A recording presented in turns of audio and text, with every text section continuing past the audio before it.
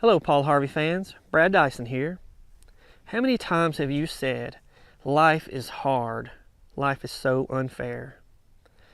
It usually doesn't turn out like we expect it to. Some reach the pinnacle of success with seemingly little effort, while others work hard all their lives and struggle just to keep food on the table. Some go through life a picture of health, they're rarely sick, while others suffer from diseases and sicknesses through no fault of their own. To tell you more, here's Paul Harvey. Now, the rest of the story. Frank lay alone on a mattress on the floor, in the dark, in a bleak and lonely house where the damp and the chill and the midnight and the nightmares huddled close to him like frightened orphans.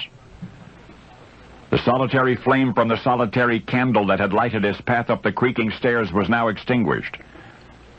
In that raw and empty room in the foreboding blackness, the sleepless man lay waiting to be haunted by guilt and by grief and by the not-so-quite warming glow of happiness long past.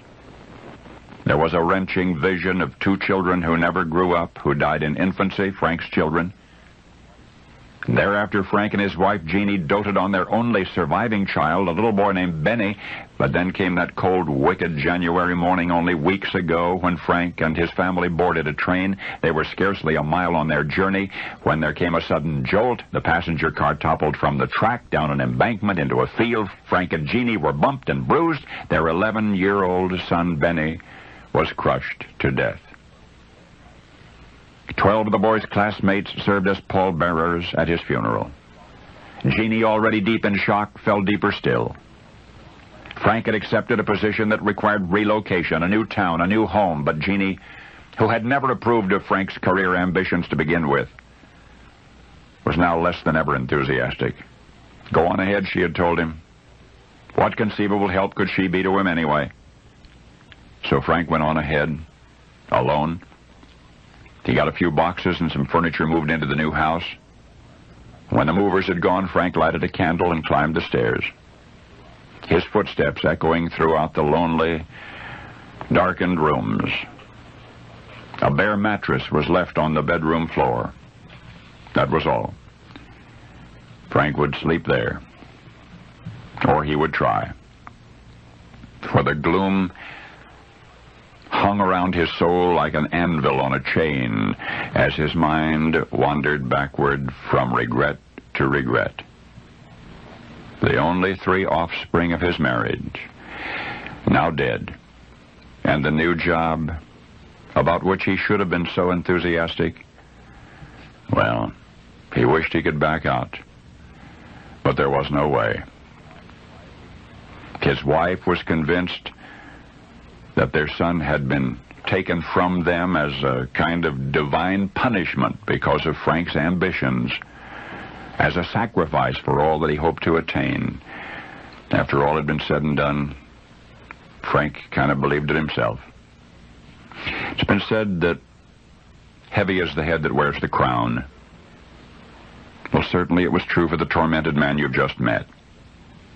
On what should have been the happiest evening of his life and the occasion of his greatest triumph. For what I've been describing was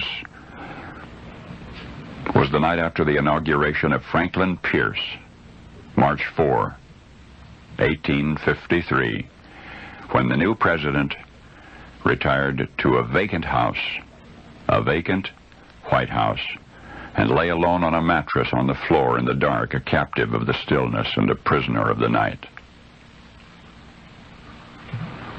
Now you know the rest of the story. You know, it's easy for us to look at people who appear to be successful and be jealous of what they've achieved or the position they've reached. They're so lucky, we may think, but they may be struggling in ways that we just don't know about. Had we not just heard the rest of Franklin Pierce's story, I would have assumed he had it made. He held the highest office in the land, but we learned what he was actually struggling with. No matter how unfair life may seem, just be thankful for what you have. Take a moment to enjoy what's around you. Look up at the stars in the night sky. Take a deep breath of fresh air and clear your mind. Remember, the grass ain't always greener. I'm Brad Dison. Thanks for watching.